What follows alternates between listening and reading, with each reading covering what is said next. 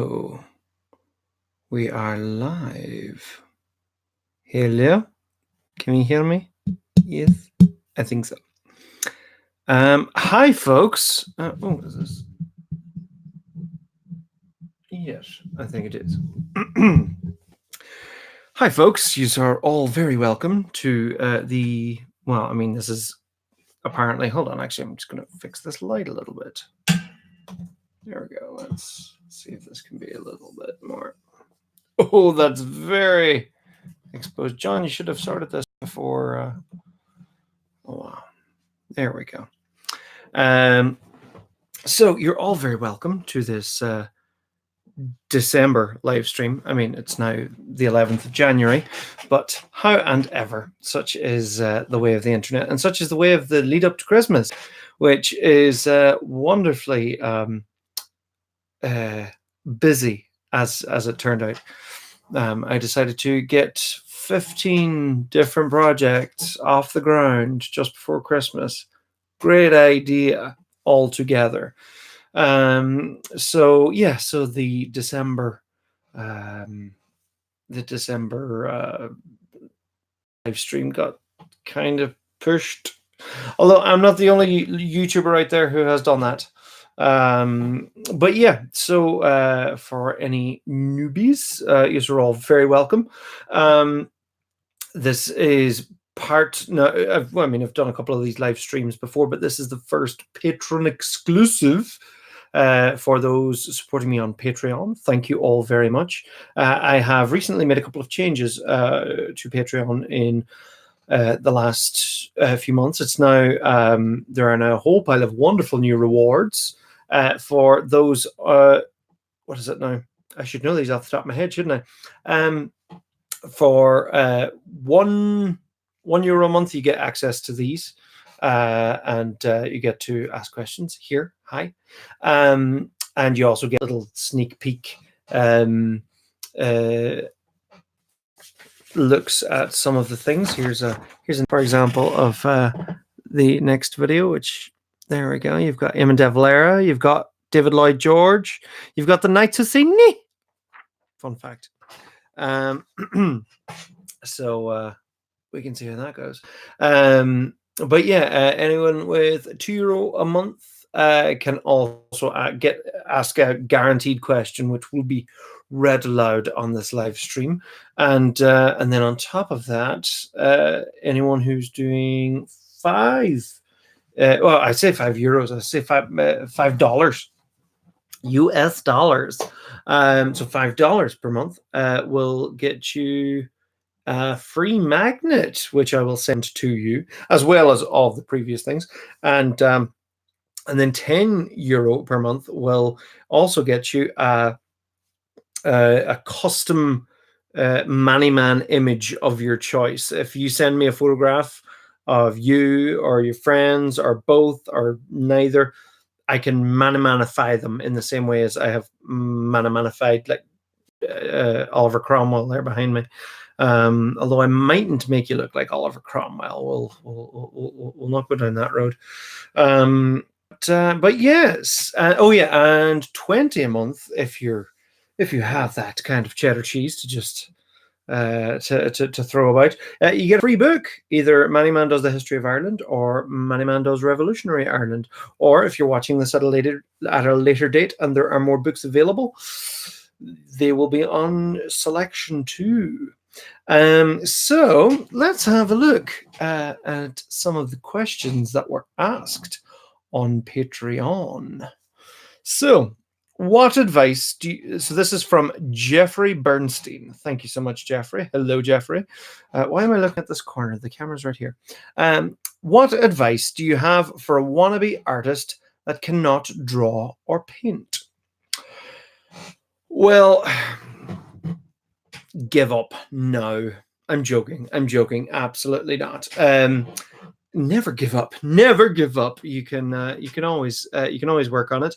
And this contention that you cannot draw, that is very arguable. But at the same time, draw as much as you can. If you can make a mark on a page or make a mark digitally, on whatever, if you can make a mark, you can draw.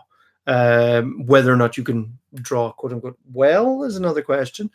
And but yeah, I mean, it is something that you have to practice. I mean, you don't get good overnight. Like when you see people who are in the same way as you have anything, music or any kind of performance or any kind of those things don't just come, they don't just happen. I mean, yeah, talent absolutely helps.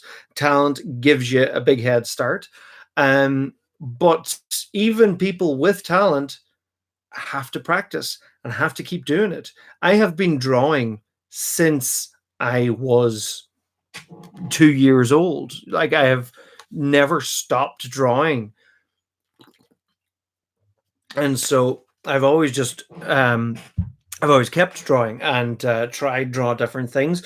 When I was younger, I was always copying other images. I did a lot of video game art.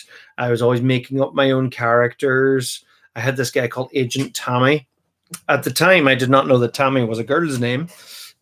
Go figure. But no, I had character called Agent Tommy, who I came up with when I was about 7 or 8 years old.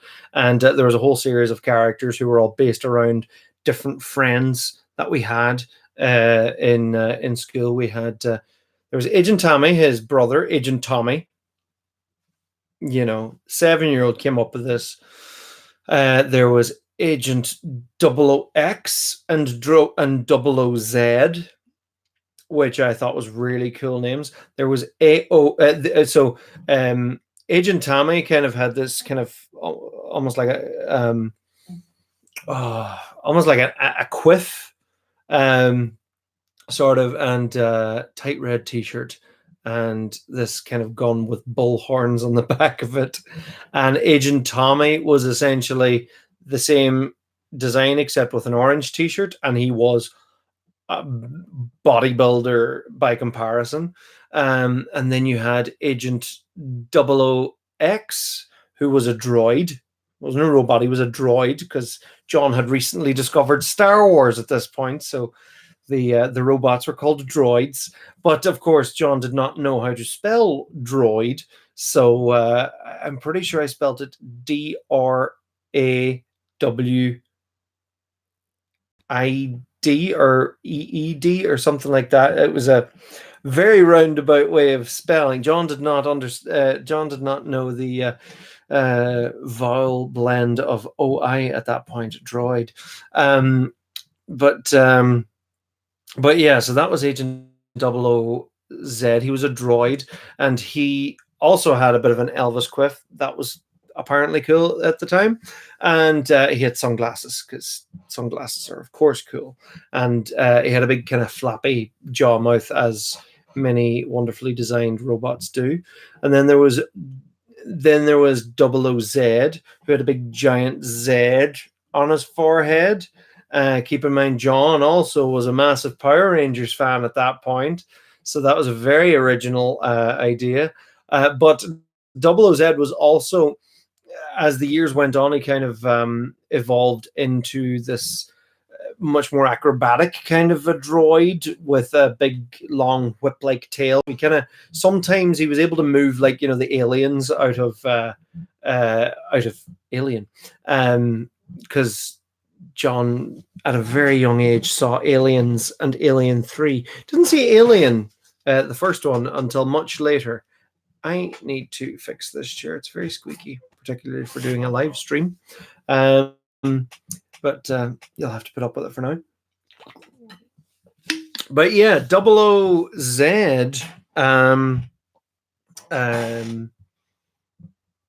Let's see. Yeah, 00Z was that. And then you had AOA, which is a very catchy name. 7-year-old John. I still have these illustrations in a copybook somewhere. I should do a Manny Man version of them. That would be like Inception, a dream within a dream within a dream. That's what I'm going to do, actually. Yeah, AOA was this kind of wolf dog robot kind of character. And so they all worked in a kind of a secret agent kind of a thing. And they all fought Agent Evil Egypt Head. 7 years old, guys, 7 years old. And Agent Evil Egypt Head had a big, giant, massive brain. Ah, there's Dee Dee in the chat. Hello, Dee Dee. And he had this big, giant, evil Egypt brain. And he did all sorts of maniacal things that a 7-year-old can come up with. And oh, ding, ding, ding. I'll put my phone on silent so I'm not dinging all night. But yeah, so that I never stopped. I did stop drawing him for a while, but I never stopped drawing. I would always be looking at a image I want to learn how to do. And oh, there's Happy Hobbit as well. Hi, Kelly. Yeah, so there was a load of I drew Agent Tammy, I'd say for maybe 3-4 years, and I still have the comics, the copybook somewhere. And then going into 6th class, I was massively into video games, so I was drawing Super Mario, and then didn't get into drawing Legend of Zelda until later, but Banjo-Kazooie and Sonic the Hedgehog actually was massively influential. I drew so much Sonic the Hedgehog because I collected Sonic the Comic, which was the UK comic of Sonic, as one would guess, one would surmise.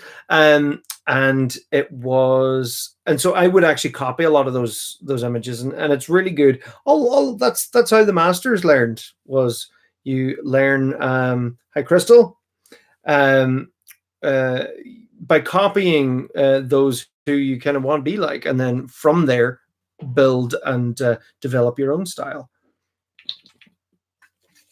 So when I came to drawing Manny Man, like I started drawing Manny Man when I was 14, and I never stopped drawing Manny Man. But amazing though, the more you keep doing something, the better you get at it. Unless it's like beating your head off a wall. I don't think you get better at that the more you do it. With Manny Man, if you look at my very earliest videos,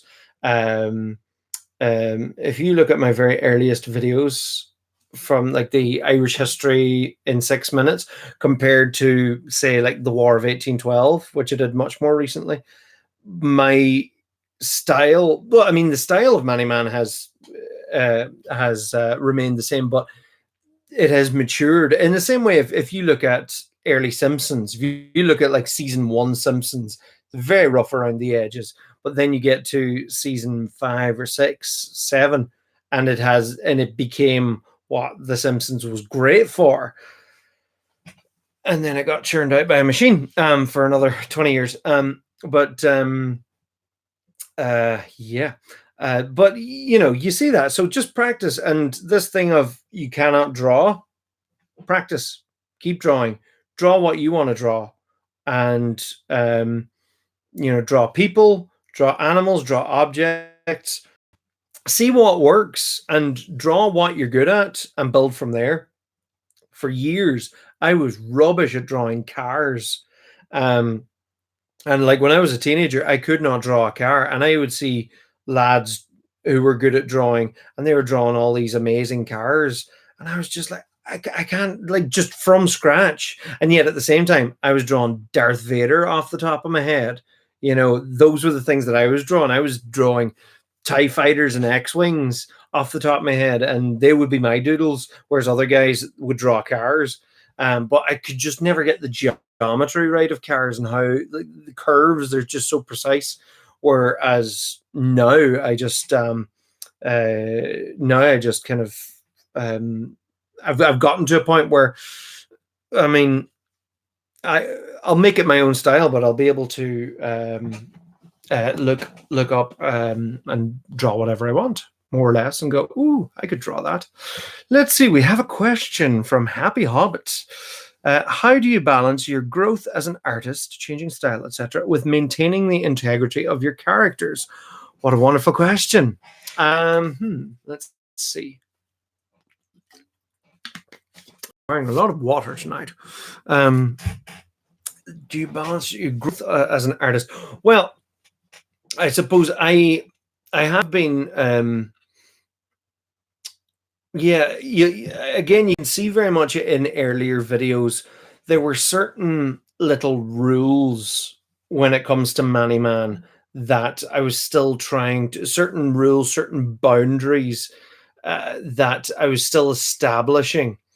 Like you'll notice Man rarely, if ever, wears trousers.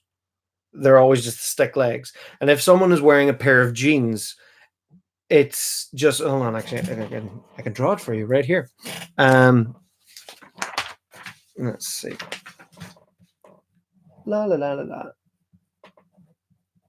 So Man is going to wear a t-shirt and he's going to be wearing some jeans. But those jeans, watch this, you're lucky, you're getting some live coloring. And you're like, but John, I cannot see you coloring. But you can hear the sound effects of me coloring. And then, so even though he's wearing, oh wow, I'm very close to the microphone now. Even though he's wearing jeans, they're still stick legs. So unless I'm going out of my way to make a point of the fact that they're wearing trousers, like say in ancient Celts, for example, who were all about the wearing of trousers, which set them apart from the likes of the Romans, who thought the trousers were barbaric. More often than not, Man, the trousers are they're skinny jeans. We'll just say the very, very, very, very skinny trousers. But even just the way that certain suits, if you again go back and watch the Irish history video, and you'll see certain things like the way that I've drawn suits or the way that I draw sleeves. It's like sometimes they don't have sleeves. Sometimes I apply the same rule as I now apply to legs as I do to arms. So I was still, if this makes sense, so I was still very much just trying to work out those rules. Whereas now I find it a lot easier to just dive right in because I know what things are drawn and what things aren't, and how to quote unquote manify a character. But of course, yes, I am looking to build on it. I am looking to mature the style, absolutely. And I am really pleased with how much the style has matured so far. But I mean, there are a lot of questions that I still ask myself. Like sometimes, like a big thing is helmets, because the Man eyes are so massive. Again, going back to that very first video, there was a medieval helmet where the helmet's actually going right around the eyes and back down. And I haven't done a lot of medieval stuff since. And I think that when I go back to that, when I go back to doing medieval stuff, even actually, if you look at the way that I've drawn the Knights of Ni, even though I mean they're not historically accurate helmets, you see there's like a slight bulge in the helmet just because his eyes are in there, but at the same time, I don't want to give up the integrity of what that helmet looks like, because I don't want to distort the helmet above and beyond what it looks like, full stop, because at the end of the day, they are historical with their educational videos. So I want them to at least in some way resemble what it's supposed to be. But yeah, so there's some of the questions. And let's see.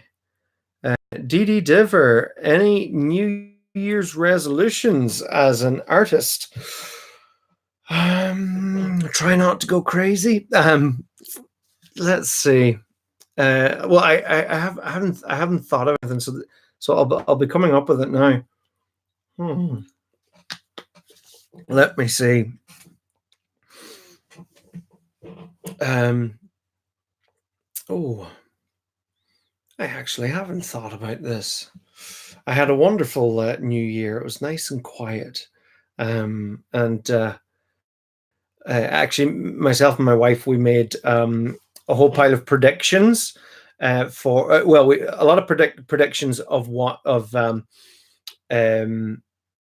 what we think the 2010s will be remembered for, and our predictions for the 2020s. So I won't reveal them. And that being said, I've forgotten half of them anyway, because we're going to open them in maybe like 10 or 20 years. So if you're still subscribed at that point, however, one thing that I did write in the predictions, and this was on New Year's Eve that we wrote this, was Trump starts a war in brackets with Iran. Only like 2 or 3 days later, it was like, oh God, John, why did you even write that? But touch wood, everybody can keep the guns bay, because nobody wants to open up that floodgate. If looking at history has taught us anything, is that it's a lot easier to start a war than it is to end a war. And more often than not, people tend to overestimate how easy or how quick a war will be. In August 1914, everybody thought that war was going to be over by Christmas. It didn't finish until years later. In even the American Civil War, they had the same idea where this will all be over by Christmas, and it kept going on and on and on. So that's wonderfully dark and ominous, but I'm just saying, this is why we learn about history, so we can look at the past to not repeat the same mistakes. So far, I have been impressed with the restraint shown by certain higher ups in the White House, namely the president himself. But enough on that for now. Who knows? It might come up later. Yeah, New Year's resolutions as an artist. I tried to sidestep that, but yeah, I suppose I need to draw more for myself again. That's something that I should go back to doing. Do I have my drawing pad here? Do I? Yes, I do. I can show you something that I have been working on just for myself, for no other reason. As much as I was saying in my advice, copy something that you like. And I have been copying an image just for fun, just to sit down and relax. Some people do crosswords, and I do this. So, let me see. I've already done one of these for, it was Avengers Age of Ultron. It was a big, massive, several piece poster. So I thought that I would do this. I cannot remember the name of the original artist, so apologies for that. But so this is one of the pieces. Let's see, so that it's not. Or hold on, actually, I might just change the light there a little bit so it's less severe. There we go. So this is one of the pieces, and this one I just do for fun and just chill out. And the wonderful, beautiful Chris Hemsworth, Thor, Odin's son, and then because you see these all fit together as one big long piece, and ultimately I'll have a lovely big long Avengers poster, which I have a big massive Age of Ultron one. Let's see, there's a couple of other pieces to this. Where are we? Hulk smash. There we go. There is. But yeah, so I think maybe I should try as a New Year's resolution to draw more for myself again, because not that I mind, not that I mean, I love drawing for my videos. There's Mr. Iron Man, Mr. Stark. Um, but yeah, so I mean, put it this way, I actually started this quote unquote project. I did this in 2017. I think it was autumn 2017 that I started this piece. So that shows you how much or how not so much I have drawn for myself, because that's, now that being said, I mean, each one of those takes hours and hours and hours.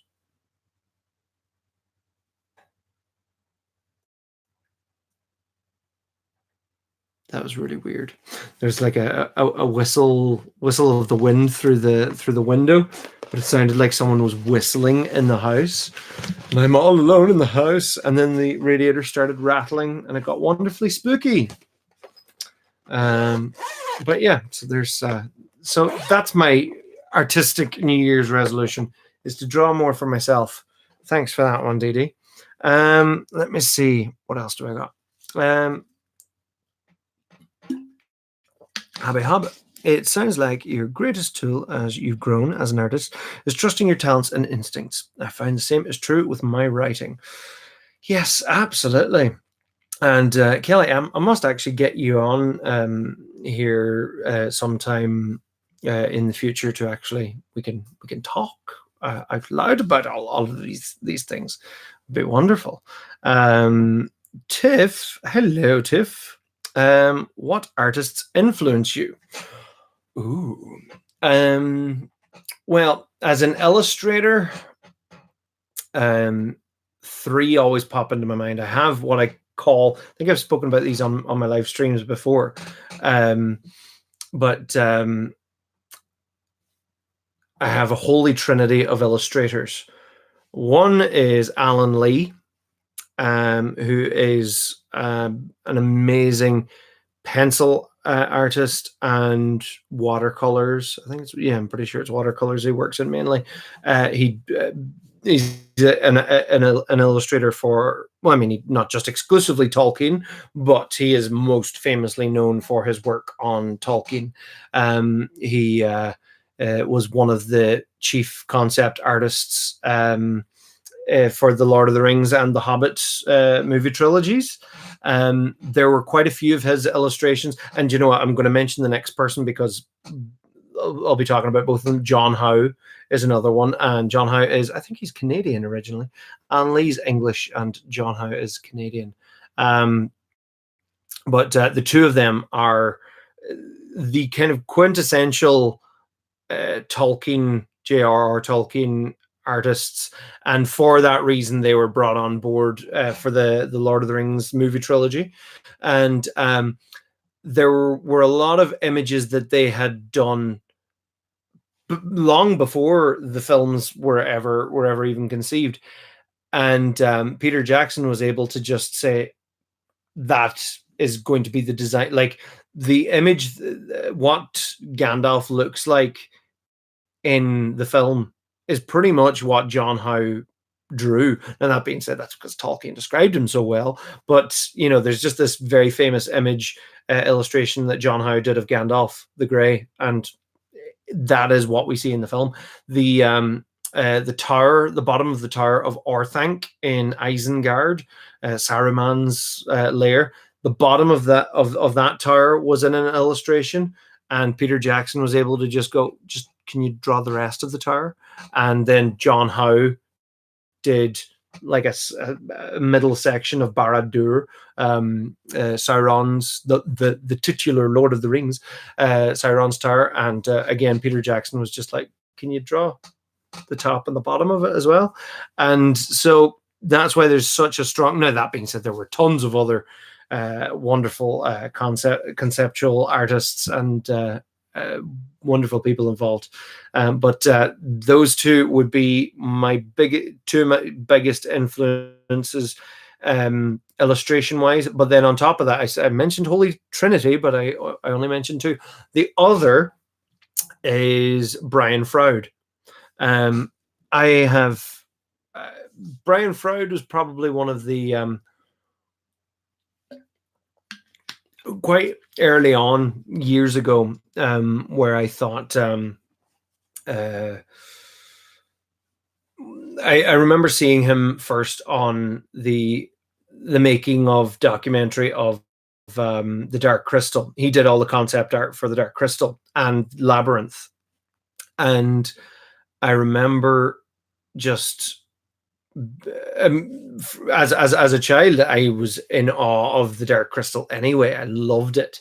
And if you'd like to find out more about my love of the Dark Crystal, and particularly Dark Crystal Age of Resistance, you go over to my other channel, John D. Ruddy Does Stuff, where I talked for, I think, the guts of an hour about how much I enjoyed Dark Crystal Age of Resistance. It's an amazing show. It's on Netflix.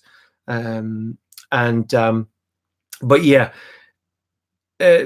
Brian Froud's style is just so wonderfully whimsical.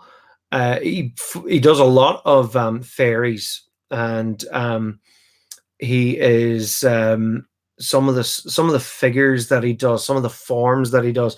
He focuses a lot on nature, and a lot of the fairy forms that he does, like where he'll have, like, these wonderful leaves sprouting out of arms, and just these figures who are just at one with nature, and some very realistic looking and some very, very stylized.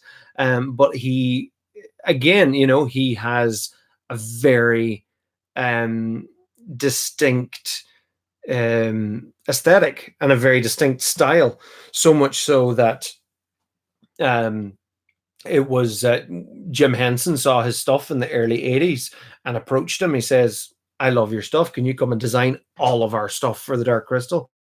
And that's where it ended up. Fun fact: Brian Froud met his wife. I can't remember her first name. She was one of the. I think she built some of the puppets, or she helped design the Gelflings, and she made a load of maquettes, little models, to try and work out what the Gelflings looked like. And they met on the Dark Crystal, and they fell in love. And Wendy, there we go. Thank you very much, Tiff. Wendy Froud, and they fell in love so much that they had a baby, and that baby was Toby Froud. And Toby Froud is the little baby in Labyrinth, and that is why he is called Toby in the film, because they were like, well, first of all, Toby's an adorable name for a child, and second of all, if you want to get the kid's attention, just shout Toby. The kid will respond because the kid's name's Toby. But yeah, so fun fact there. But yeah, so they would be my three big influences. Now, funnily enough, I don't draw anything like them. All of my stuff is really crazy cartoons. But I suppose some of the meticulous, detailed stuff that I would do, particularly in my maps, that I've been producing now for the last couple of years, I would kind of maybe look at the likes of the Where's Wally books, or Where's Waldo for all you in North America. They're known as Where's Wally here. But I can totally appreciate the time and effort they took to drawing every single. What is the name of the illustrator of Where's Wally? Let's see, to Google. I never took it in as a child, funnily enough. Where's Wally?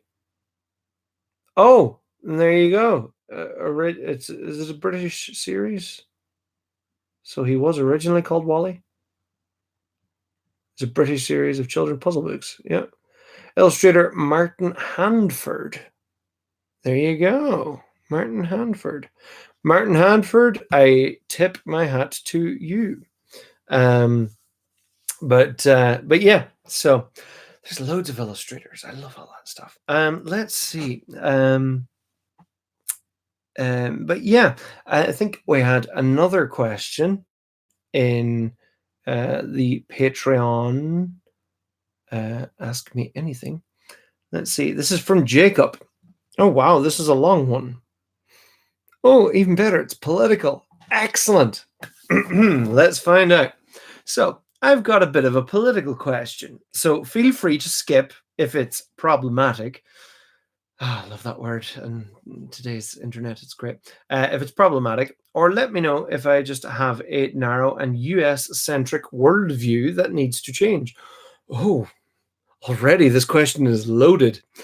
US interests in the European Union have always led to a slightly awkward relationship.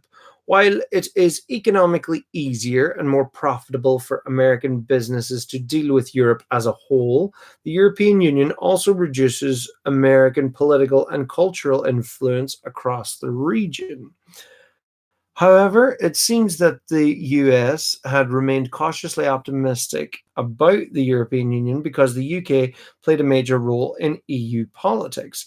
As long as the special relationship could control the margins in the European Parliament, then the EU would remain politically within the US sphere of influence, much in the same way that NATO keeps the EU militarily within the US sphere of influence. Now the Brits have voted to um, that the language gets a little bit rough there, but now that the Brits have decided to mess that delicate balance right up, without the UK projecting American influence in the EU Parliament, what do you think will happen to the US EU relations? Do you think that the US will try to build a new special relationship with Ireland as the only English speaking country left in the EU? Has being the focus of US interest ever worked out well for any country in history? Has being the focus of US interest ever worked out well for any country? Right. So that's a loaded question, and there's a lot to that question. So let's have a look. See. Uh, hmm. Right. Where do we even start with this? Well, I suppose I can skip to the end and work my way back. So, without the UK protecting American influence in the EU Parliament, well, you see, this is the thing. I think one of the things that you point out at the beginning, one of the things that you point out at the beginning, do you have a very US centric look on it? I think you might do, because this special relationship, the United States also does have it has a special relationship with a lot of different countries, including Ireland already. I mean, there is a very strong relationship between the United States and Ireland. Every St. Patrick's Day. No, Siri, I did not say anything. Thank you. Siri likes to think I'm talking to her sometimes. But yeah, every St. Patrick's Day, our Taoiseach, our Prime Minister, travels to the United States and has and in and around St. Patrick's Day has an audience with the President of the United States, and quite often, and they'll talk about Irish American interests, because that's the thing. Because I mean, there's such a massive Irish American population. There are more people who claim to be Irish in the United States or in North America even, than are actually living in Ireland. Um, like there's so many people of Irish ancestry who some go all the way back to the first pilgrims, because some of those pilgrims would have come from Ulster, Scotland via Ulster. Basically, a lot of the old Puritans, some of which would have originally went to the very brand new plantations in Ulster, and some of them then would have decided, you know what, actually, I'm going to keep going, and some of them would have then uh, joined some of the first pilgrims. And here's a fun fact. some folks who would have come from who would have come later from Ulster, they would have been Ulster Protestants. The wave of Catholics didn't come until the 19th century, but there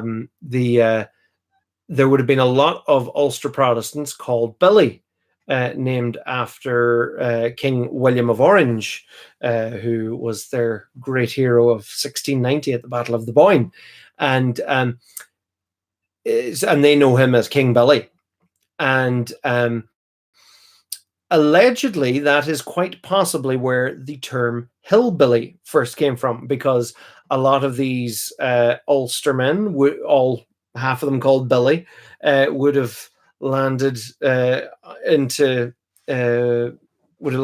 North America and headed up the Appalachians, never come back down again, and thus the hillbilly was born.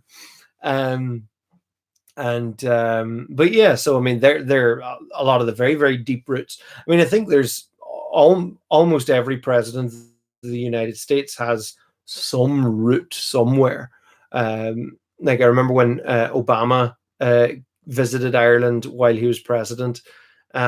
He opened his speech. He spoke on College Green, just in front of Trinity College in Dublin, and he opened it up. He was like, "Hello, Dublin." It was like a concert, and he said, "My name is Barack Obama of the Moneygall Obamas. I came here to find the apostrophe that we lost somewhere along the way." Yeah, because he had ancestors from Moneygall, County Offaly. I drove through there earlier this year. It's quite cute. But yeah, so I mean, so many people, because then, of course, in the 19th century, you had the famine in the 1840s, and that wave of Irish immigration didn't stop pretty much ever. There's always kind of been a steady flow, and ever since the famine, it has been the tradition, when times get tough in Ireland, people leave. And like, the population in Ireland in 1845 was 8 million. And by the 1890s, due to death and emigration, the population was 4 million. You know, the population has never been as big. The population of Ireland has never reached back up to 8 million since 1845. Anytime the population began to grow, times got tough, people would leave, so the population would go back down again. So it's been a very slow. Like, I remember years ago when I was in the Czech Republic, and I was talking to someone, and the Czech Republic would be around the same size as Ireland, maybe a little bit smaller. But I was talking to them, and they were like, "Well, what's the population?" Because the population of the Czech Republic was 10 million. And they were so surprised when I was saying it's about 5 or 6 million. But that's the thing. It used to be 8 million. And who's to know what it may have been had the famine not happened. But it did happen, and we will never forget. But yeah, so there has always been a steady stream of Irish people living in America. I have cousins living in America, some first degree, or first generation. Some literally have moved there, in my lifetime. But then I have other cousins over there who their great grandmother moved over. So we share a common ancestor. So that's quite fascinating. But yeah, so I mean, there has always been that rich, close relationship with Ireland, and of course, John F. Kennedy being a very, very direct connection, particularly with Catholic Ireland. Again, I think there were a few presidents in the past who had some of their roots in Ulster, but then, of course, sure, John F. Kennedy still to this day remains the only Roman Catholic U.S. president, which I find quite amazing how that before that was such a taboo, and seemingly since it still hasn't been electable. It seems to have been a Catholic. I suppose the conception, particularly before JFK, was that Catholics always had one loyalty to Rome, so there was always a question of loyalty. But it's like, Americans are Americans and they're loyal to America, particularly if you give the oath of allegiance every day at school. So yeah, so that question. So I think there are already kind of some special relationships. However, let's see, so US interests in the EU have always led to a slightly awkward relationship. While it's economically easier and more profitable for American businesses to deal with Europe as a whole, the EU also reduces American political and cultural influences across the region. I mean, well, yes and no. It's again, yeah, it is a very US centric way of looking at it. It's like, oh, how dare they stop America from influencing Europe? It's like, well, yeah, Europe is Europe, and we have our own very diverse, vast amounts of different cultures all across Europe. And I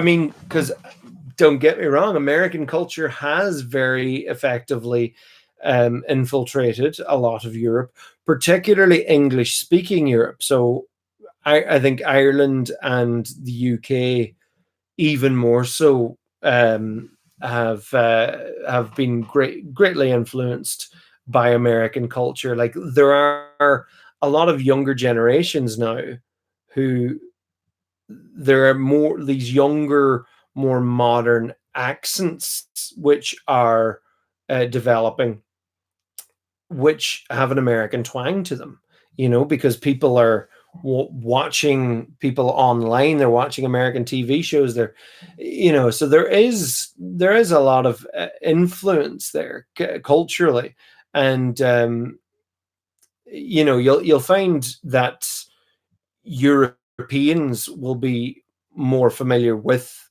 American culture probably than what Americans would be familiar with European culture.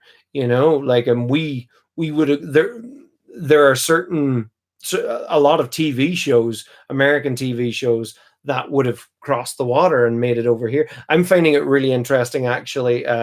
My wife's Canadian, and so it's really interesting, talking about the different shows, the different films, but also the different but also, oh, Kelly has to go. Happy Hobbit, thank you so much. I will chat to you again, and we'll get you on here to actually have a proper chat sometime. I'd love to introduce everyone here to you.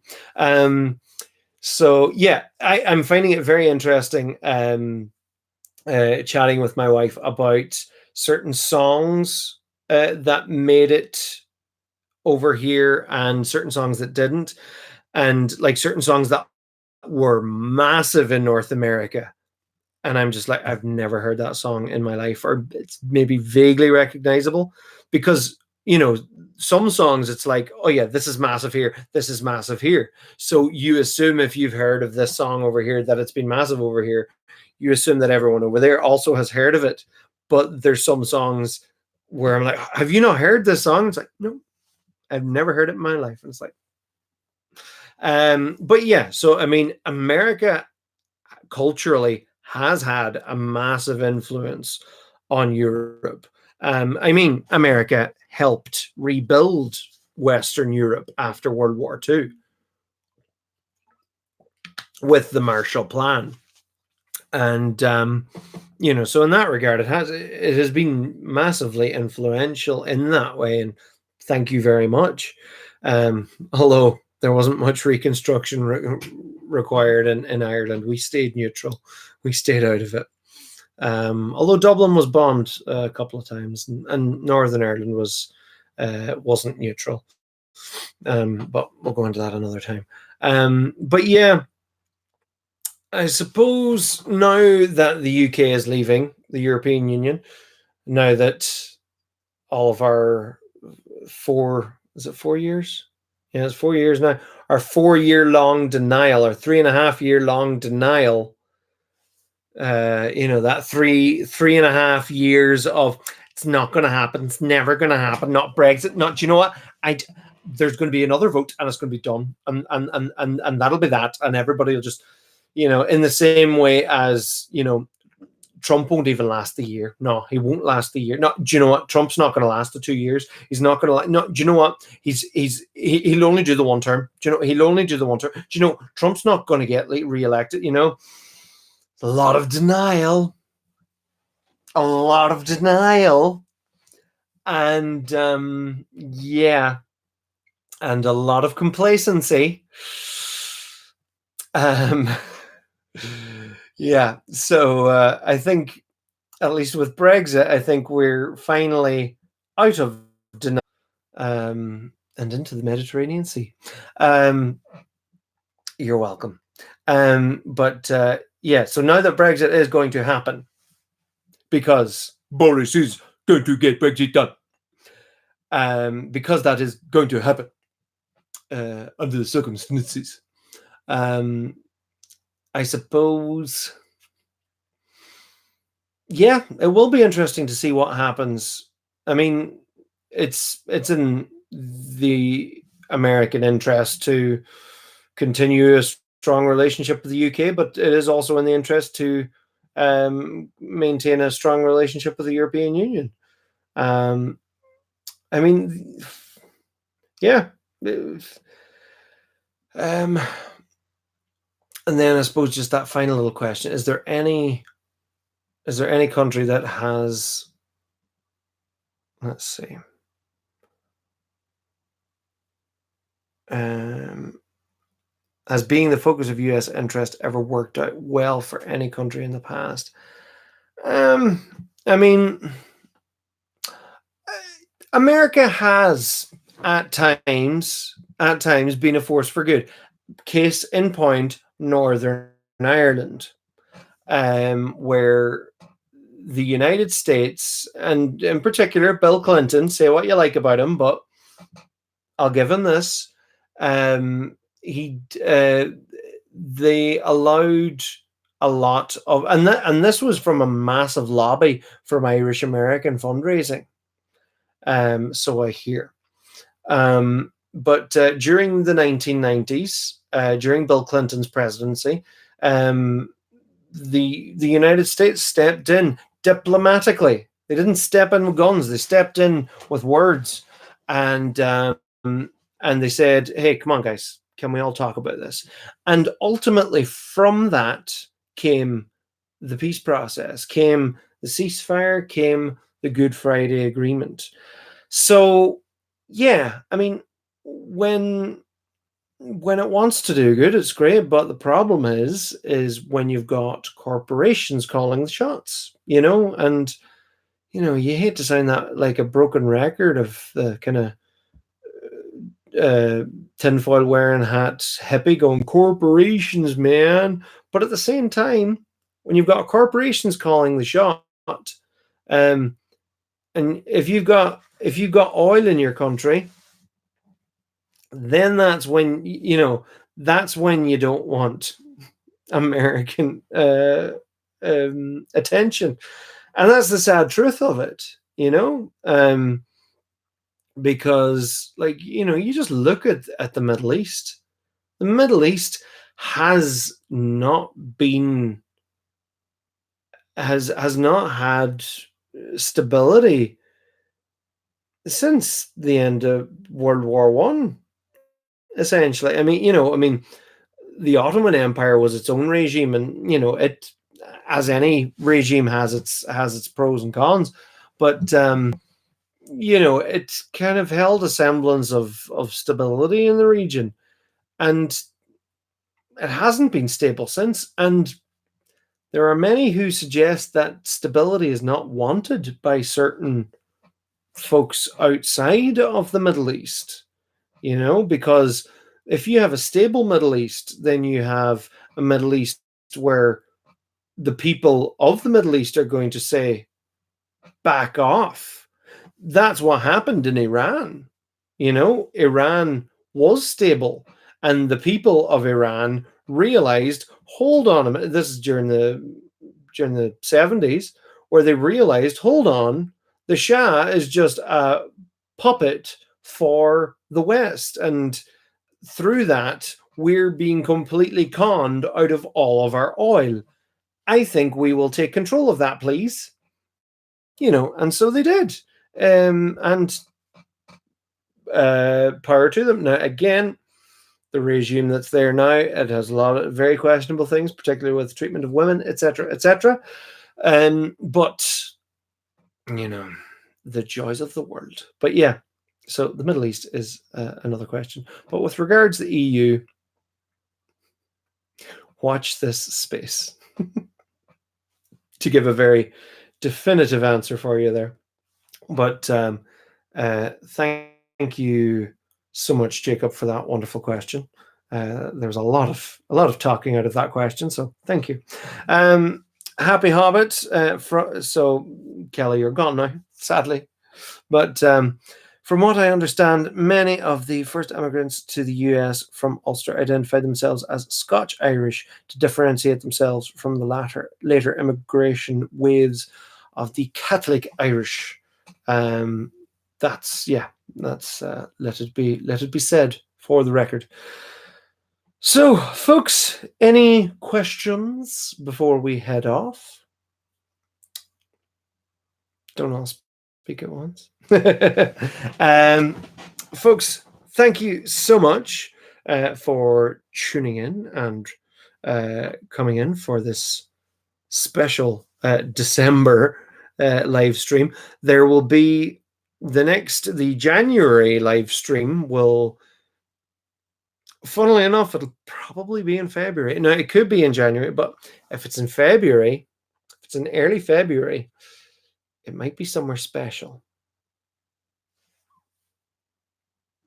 So, if watching this after the fact, if you're watching this on my channel, going, I wish I could have asked one of those questions, you can indeed, by supporting us on Patreon.